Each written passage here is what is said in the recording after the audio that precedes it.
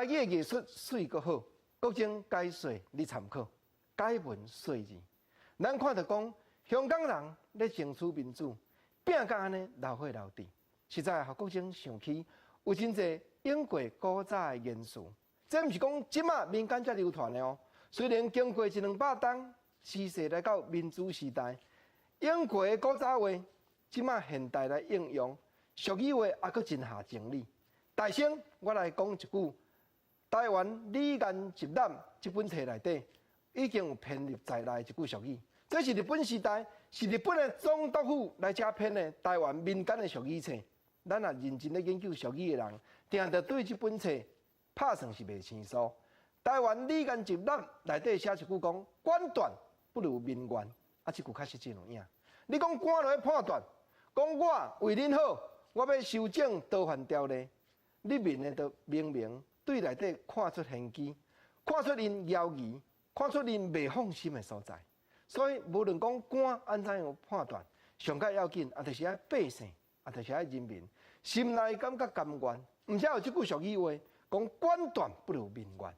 啊，实在讲，即摆的官无比较早讲官伫伤口拿，拢官咧讲对呢。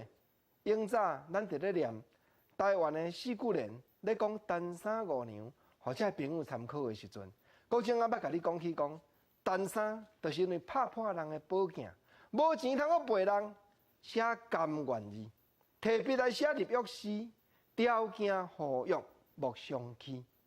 拍破宝镜，无钱通陪你，甘愿奴仆做3年，奴仆。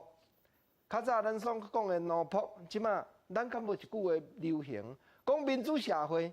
做官就是公仆，是啦。你若是正人的奴仆，你就唔通讲要爬起你人民头壳顶旋着。这个时代已经无比较早的天年啦。所以民间台湾人有一句俗语话，讲了敢无真有意思。讲奴欺主，食袂久。是啦，你着爱记甲讲，家己是公仆，是咧替人民做代志的人呢。唔通讲人民的意向，你不在眼内。